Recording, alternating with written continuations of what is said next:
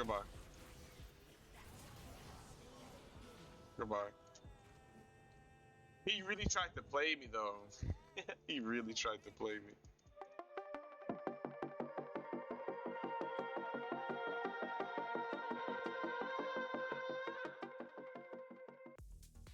Hey, what's up YouTube?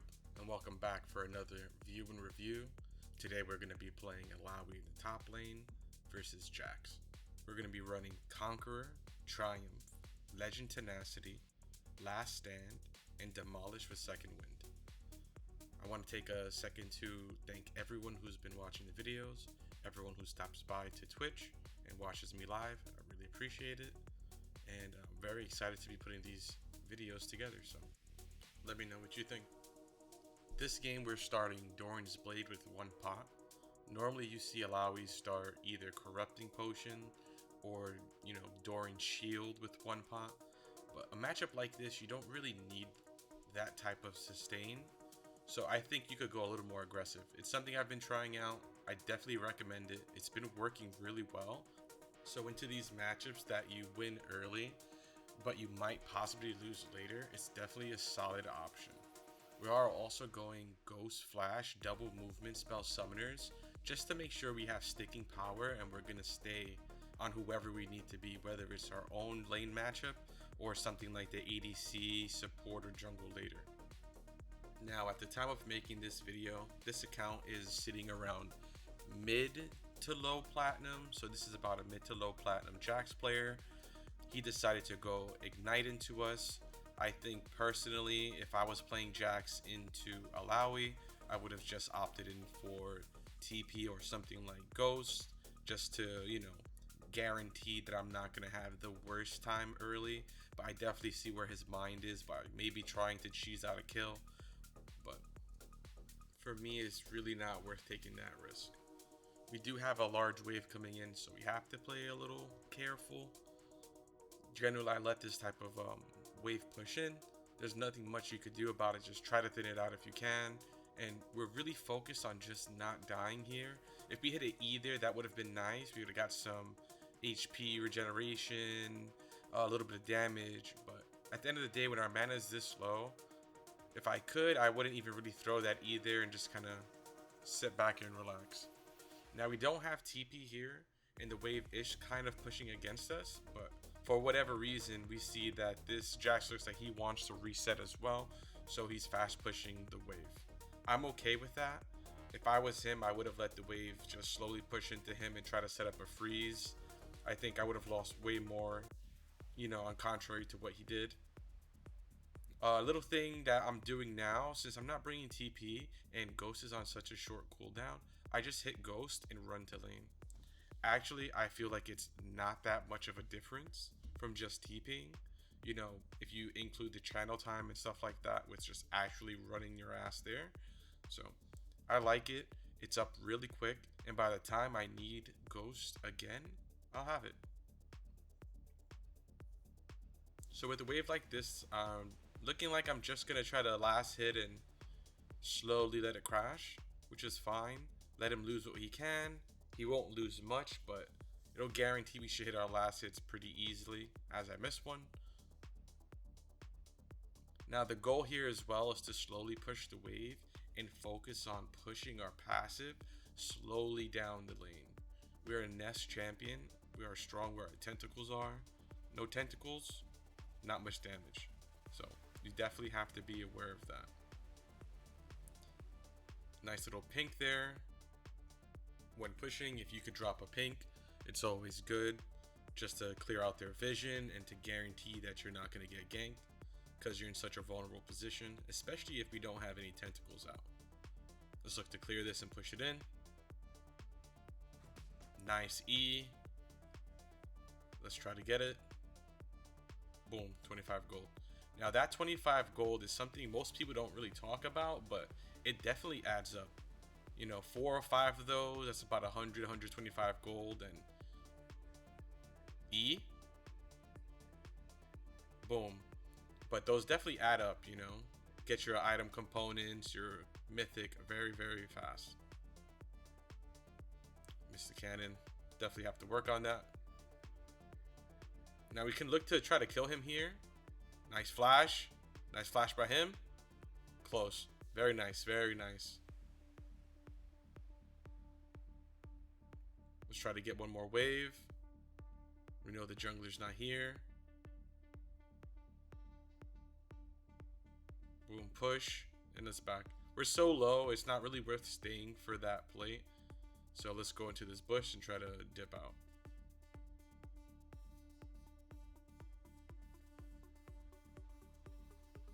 Now coming back to lane, we get some HP, a little bit of armor.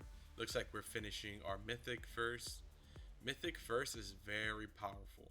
For a while, I was trying to rush Hullbreaker. I really like Pickaxe on my first back. When I could get away with it, I definitely grab it. Getting Pickaxe is really gonna allow you, when you're maxing Q though, you could slam the back wave, one-shot it, and then sneak a little cheeky E on the opponent and really get good soul pulls. I really like it. It's not something you get with first item Mythic Iceborne Gauntlet, but the utility you get is very good. Very good. So into a matchup like this, when you know you're gonna fight someone like Jax or Fiora, Camille, someone who's really just able to jump on you and fight you, it's really good to prioritize that. Now here we're just looking for some E's if we could get them. Nice E. Do as much damage as we can. Boom. Conqueror's fully stacked. Now, Alawi's not the best Conqueror user, but it is quite good. A lot of people are still using Grasp, but I don't use it unless I have to take very short trades, or it's so hard to just survive in the lane. And of course, if they're melee, right? I'm not taking Grasp versus any type of ranged champion, not against Quinn, not against Teemo, nothing like that. If it's a laned bully, ADC, like Vayne or something like that, I'm just going to opt into scaling and do my thing there. This guy's getting really low. At this point, we're just pushing. The mindset is to push, try to get plates. This is why we take Demolish. Force this guy into making decisions. Do I stay? Do I risk getting CS, maybe dying? Or do I let this Alawi just smash into my tower and take whatever she wants? It's going to get to a point where we're going to be able to do that up until the mid game. But Jax is a very nice scaling champion, has a jump, auto attack reset. He automizes into AP if he wants. A lot of tank shred. So in the super late game, I think Jax has the advantage. But if you're playing properly, he shouldn't have that. The game should be over. Nice Q. Running a little low on mana, but each time we back, our tier stacks up with HP. Uh-oh. Jungler's here. Can we land the E? We'll walk up. Miss. Oh, damn. Big E to miss there. In hindsight, I think I just run away and not be so greedy, but it's okay. We're learning. We take those. We come back to lane. We are closer to our Iceborne Gauntlet, and we really want to get that as soon as possible. Kind of a bad trade for me, I guess, but it's okay. We shouldn't be doing that anyway. In hindsight, no ulti. We shouldn't even be that far in lane. Definitely have to make sure to keep my brain on when I'm playing sometimes. Definitely a good reminder for you guys as well.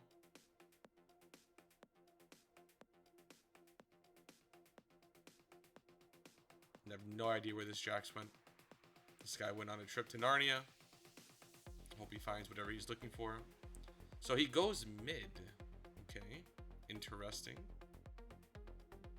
Yeah, so we're just going to push here. If he wants to give us a free turret, free money, that's great. We are Alawi. We are a mid-game champion. So we take those. Should get a play. 125 gold. Let's drop a tentacle. Now, from what I remember playing it, yeah, we kind of goof here. I don't know why we did any of this. We are dog shit.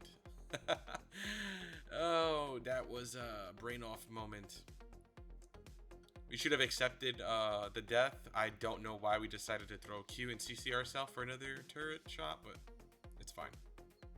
Nice gank here by Viego. We're just waiting for W. Can't quite get it. Back to our initial objective, which is to get this turret. Now, personally, if I have a jungler and they have Rift, I don't want them to drop the Rift in this type of a way. We might be able to get tier 2 here, but I would much rather them drop this like mid or bot and let them get all the turrets. Well, look at that. Now we missed most of the reason of getting the Rift. So definitely kind of a blunder, but we make mistakes. Now with that, he's question mark pinging us, but I don't know what he wants us to do. What are we supposed to do there? We have no ultimate. Don't get baited by these guys, man. Do not get baited. You are reliant on your ultimate unless you are ridiculously fed. I mean ridiculously fed. Or on like 2 or 3 items where you could just kite around if you have your passive up. If we stood there and tried to help him, we would have just died. Then this guy gets top turret for free. He catches this wave. We lose this next wave, maybe 2. It's not good. And we're just chilling. We're just chilling. He's going on his random trips to Narnia. And we're just going to like last hit these and try to have as good CS as we can.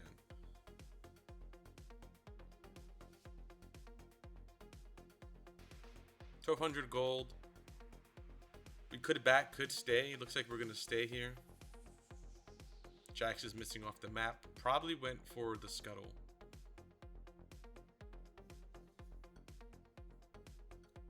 Now, regardless of the KDA, we don't care about that. We are quite strong. Mythic item, Alawi is quite strong. Oh, he's in a bush. Now, for me, I personally like to get that tentacle right where I dropped it. You could get one right across as well. Very good to ult from there. Boom. I don't know why he's taking that. I do not know why he's taking that. Now, look at the score line. It is 14-7. We are down. But if we have silent pressure, we could really, really look to turn this game. Allowing the side lane is a menace. And getting gold from these tier 2s are huge. If you're in a game similar to this, try not to tilt. Just chill. Take all of top lane. If you could get Rift, we get Rift. We go all the way to bot lane. Let's try to get everything there. Get all that money on us. Alawi excels in the 1v2s and the 1v3s. And sometimes the 1v4s if we have both sums up. But you really have to be having a good game. We backed and we got some health. Specifically the, whatever it's called, the Wing Moon Plate. Gives you a little bit of movement speed. And I love some movement speed. So I think it's just really good to roam around the map. Do my play style of like getting turrets.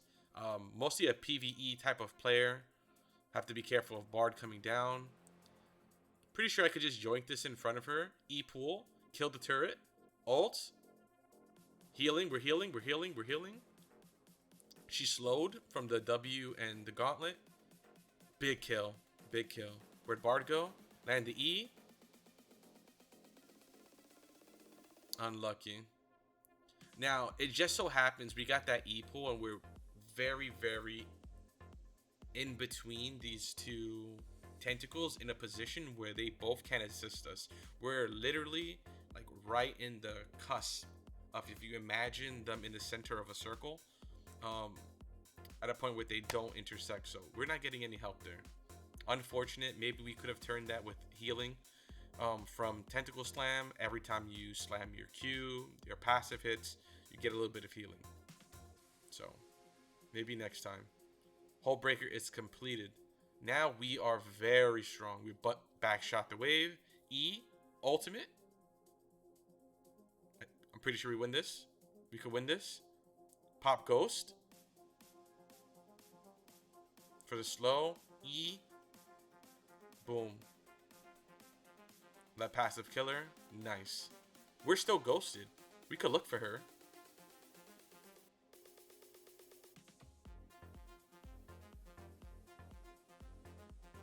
Where is she? W. Ah, man. Unfortunate. Actually, in hindsight, she is very fed. She is very fed. And we gave her a kill earlier, so we definitely didn't take that into consideration. I think overall I could have won that fight. I think the E pool was a mistake. I should have just W'd and then tried to W again. I would have got the damage reduction from Iceborne Gauntlet, and I probably would have killed her.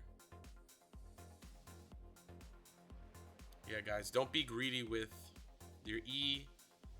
If you know, it does the multiplicative damage, it gives some of the damage that you do to the clone to her, but it's not enough. I know most people think of your E and your Q as your main ability, but yes, E does set you up, but Illaoi's main ability is her W. Her W is very strong, regardless of you putting points in it or not. Your kit revolves around slamming your idol down. This should be a kill. She looks for the dive. She gets baited. Boom. And we get demolished proc. Very nice, very nice. Let's just wait for the next wave. Try to get this turret. And this goes back to our initial plan of taking a look top lane. Ooh, whoa. Can we win this? Can we win this? Oh, and we win, man. The little pushback from Briar's kit is so annoying. W. Okay, 100 HP. Boom, another 124. Can we chase? Let's just get out of here, man. And we dip. Now, for whatever reason, Viego's pinging the dragon, but we are not able to assist that. We're just going to leave, come back with Sterix, and we're on 3 items now. We're massive. We're massive. Now, guys, remember, it was 14-7 at one point. It is now 20-15. We are closing the gap. Our CS is okay. We died maybe once or twice when we shouldn't have, but this is just to show you that if you have proper macro later, you can make things happen. We're chasing this guy with W. E. Nice dodge there. We W him for the slow.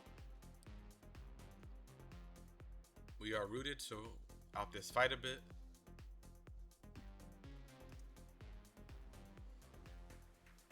Let's just go and get this farm. Now, one thing I will say, there are some champions that are very difficult to deal with when they have Baron buff, and Illaoi is one of them. When you have Baron buffed minions behind you and the split push that Illaoi has, you kind of have to play very aggressive. You have to be in their face, look for these E's. When you're strong, you have to utilize your strength. Nice flash ult there. Maybe the tentacle gets them. Nice. Do we get the Jhin though? Viego gets the Jhin. Very nice. Very nice, very nice, very nice. Let's just get this. Boom. E. And look how slow everyone is. This is between your passive slows, them leaving Test of Spirit E, and your Iceborne Gauntlet. Surprisingly, if the situation is nice and you're strong, Illaoi is a decent team fighter. But the thing is, if you don't hit your E, you're screwed. So a lot of times, if you're going to team fight, you have to be very, very sure that you're going to hit it when you throw it, or hold it as long as you can, because holding it is just as powerful as actually landing the ability. The fear of someone being able to get that ripped out of it and your teammates helping you destroy the spirit, it's very strong, especially once you have 5 points of E. So you have to be conscientious of what you're doing. Now it seems like we're gonna walk all the way back here, try to get a base off. Now, as juicy as that blue looks, You don't have to go for it. One thing people have to really realize how strong tempo is. I could have been there, trying to get the blue. I'm not the fastest champion that takes camps like the blue or the red. Krugs or Raptors we take pretty easy.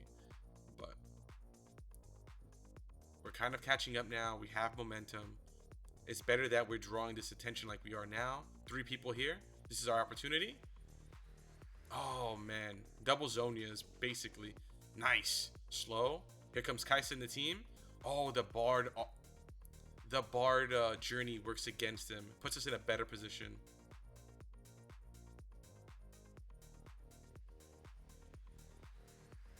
Damn. We actually could have killed this Jhin.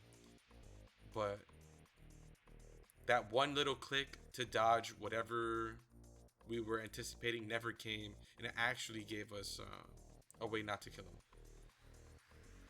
We miss E. And, okay, there's Sterix. And this is why I love Ghost. You pop the Ghost, you get right on him. Where is he supposed to go? How does he evade that? How does he get away from that? I started bringing Ghost because I got tired of these ADCs just kiting me out, man. Gale Force, Fleet Footwork, Flash, they bring Exhaust and Ghost themselves. I get tired of it. Not too long ago, I started going up against Set and Darius, and I'm like, you know what? Alawi's a Juggernaut too. All these Juggernauts are taking Ghost. Why can't I? Now, as I climb this account closer to Diamond and above, I can't bring Ghost every game, but when I can, I'm definitely going to take it. I've been enjoying it, and it really actually makes some of the bad matchups a lot easier or manageable. But TP is just so powerful. Being able to regroup with your team from the side lane is invaluable at times. So, definitely going to stick with it, but it's definitely something, as you climb, you have to think a little bit. But if you're E4, E3 and below, I think you could pretty much run it every game. Pretty much. So looking at the damage, we definitely carried that game. Not necessarily with KDA, but with split pushing, with pressure, and basically with not tilting.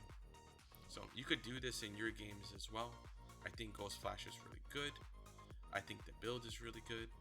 I'm going to be posting my climb continuously just to show you guys what it's looking like, how we're doing, and I could learn from this as well. Thank you guys for watching. I really appreciate it. I'll see you guys next time. Peace, y'all.